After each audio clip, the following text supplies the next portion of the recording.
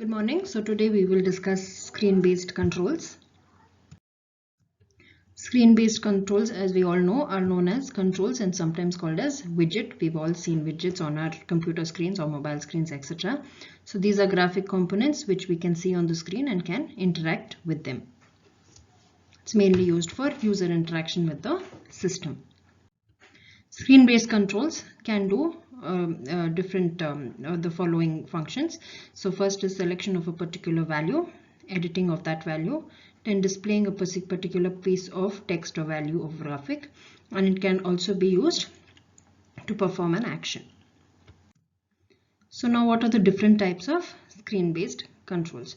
So you have buttons, you have text entity or read-only controls, selection controls, combination entry and selection controls, custom controls, presentation controls, and web controls. So coming to buttons. Buttons, as we all know, are square or rectangular shaped controls with a label inside which indicate what exact action is to be accomplished. So this label may consist of text, graphics, or both. And then purpose of these buttons are to start the action and to change the properties. What are the advantages? So they are always visible and remains one of the choices that are available. It can also be logically organized within the workspace. Main disadvantage: size limits the number that may be displayed and requires looking away from the main working area to activate the function. Then comes the text entry or read-only controls. So as we can see in these screenshots here, the control is usually rectangular shape in which text may be entered or may be displayed for only read purposes. So here we can see that enter new text is given and this is only the entry. So this is the entry and it is the enter new text which is displayed there to inform the users what is to be done. Similarly, we have here which are read only and this says gives the name and the developer, etc. Advantages: it is very flexible and consumes little screen space. Disadvantage: not really a disadvantage, but it uses a typewriter keyboard and users are required to remember what must be entered. Selection controls: to select a particular value like the name says. So there are two types, which is one is radio button and one is checkboxes. So radio button, as we all know, it is used for selecting a single element from a group of list of elements or items. So when your user selects a radio button, any button that previously gets selected or gets deselected automatically. Okay, so we can see here these are our radio buttons. So here we can see that two-part control consisting of small circles, diamonds or rectangles, but as we see here we can see it is a circle and you have choice of the descriptions. So here where your radio 1, radio 2 is written, here it will be the options that you have to select. So when a choice is selected, the option is highlighted. Advantages: again, it is easy to access the choices and it's easy to compare between all the choices. Disadvantage: might consume a little bit of the screen space and you can only show a limited number of choices. Now coming to checkboxes. So as we can see here, checkboxes are where you can select or come up with multiple selections.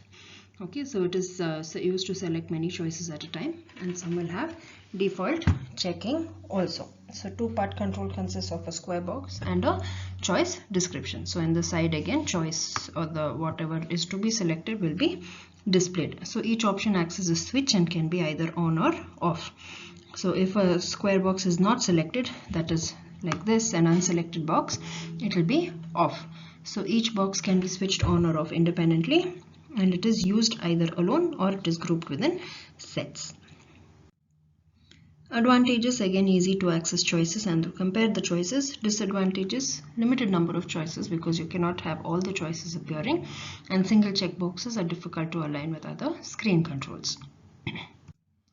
Combination of text entry selection controls. So a control can have characteristics of both text as well as selection field. So here we can see in this example here, once you start typing IND, all the options which have IND, like here India as well as Indian Ocean Territory, so it will display all the options with IND. So here you can either, in this space, you can either In this space you can either text or you can go here and select the options.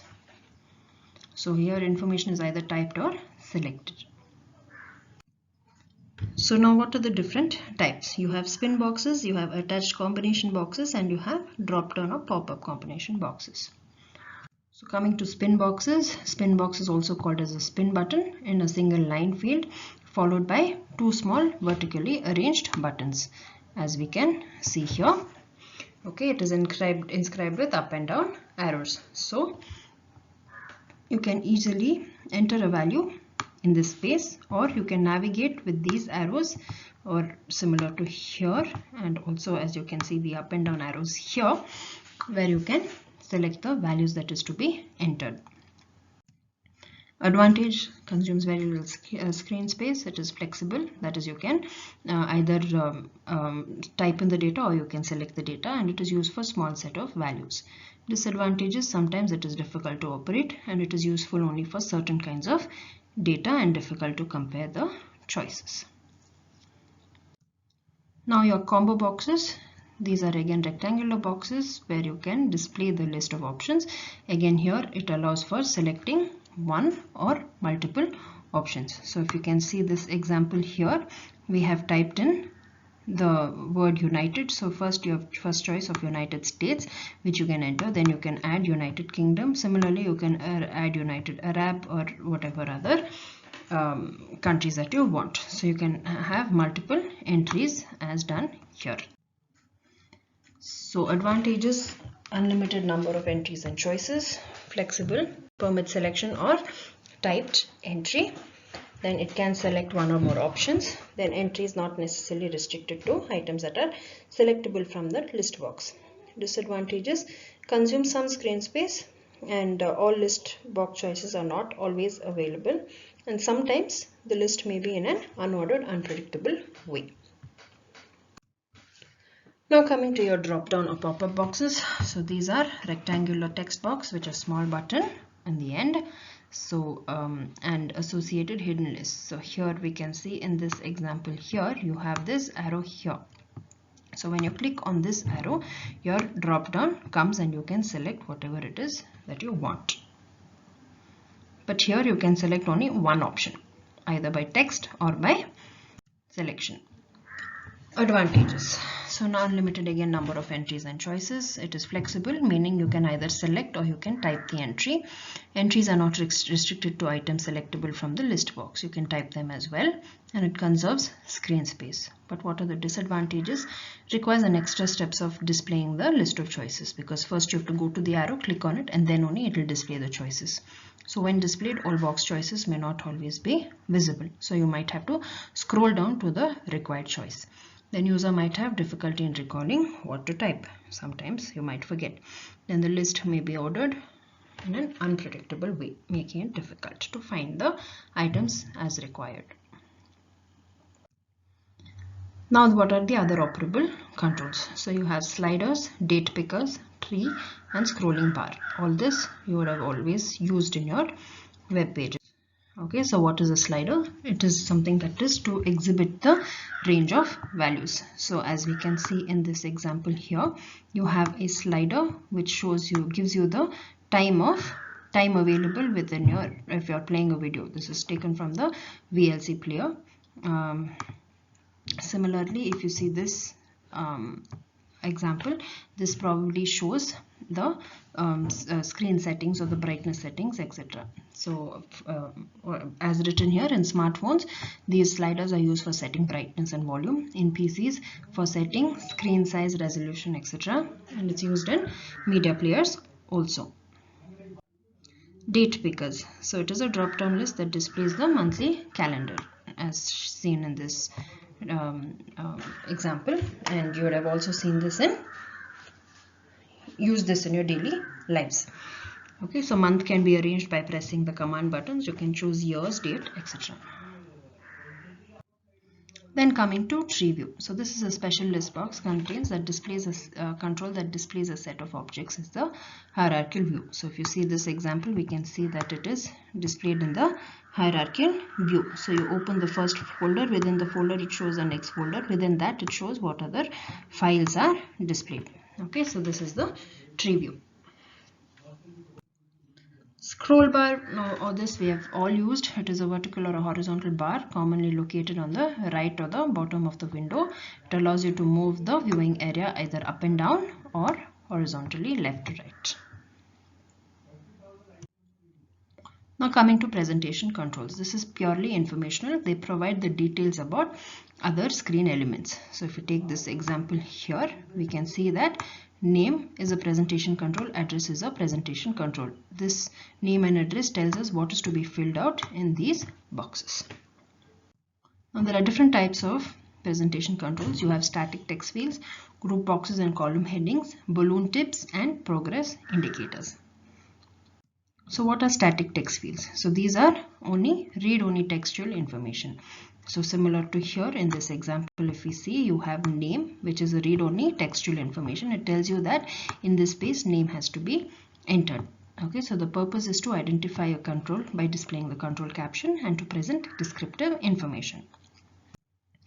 Group boxes and column headings. So group box again is a rectangular frame which surrounds a control or a group of controls. Now here we can see is sizing grid that they've given in this example. So it is grouped with the granularity and the border width. Okay, so in case it was a textual grid, then we probably would have had font also given. So this is basically to group related controls. Okay, so and what is to be entered is given here, and what is to be entered is entered in the space that is given.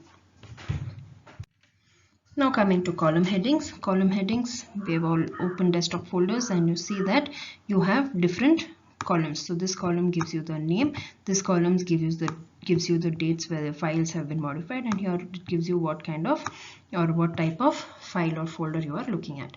So basically your column heading control is also known as a header control. It is used to display the heading of columns of text or numbers. Okay, purpose is to basically identify the column of information contained. Balloon tip. Now sometimes you see that when you are filling maybe a Google form or something, if you leave a username blank, you get this kind of a bubble which indicates or tells you what is to be done, and you should not leave that column blank. Okay, so that gives you the information.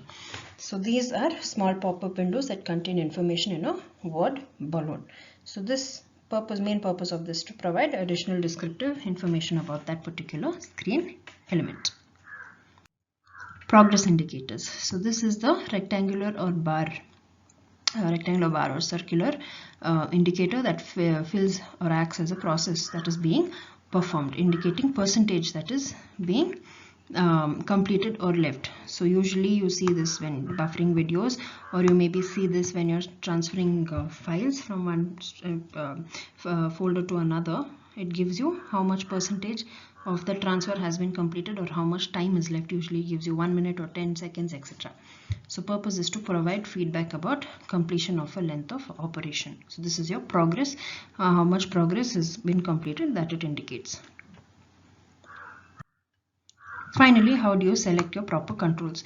So best controls for certain tasks and screen condition is given here. So you have what task is there, you have the best control that can be used, and if screen space is a constraint, then this is the idea that you use. So if your task is mutually exclusive, then your best control to use are radio buttons, and give it drop down or pop down lists if there is a constraint in space. Then if your task is not mutually exclusive, then you use checkboxes for selection of multiple options. Then if you want to select or type a value text, then you use radio buttons with other options. So you have your radio button where you can select, and you can also provide other within it as an option. Then finally, if you're setting a value within a given range, then you use your spin buttons and you use your arrows to move up and down and select the exact range that you actually want. So this completes screen controls for this module. Thank you.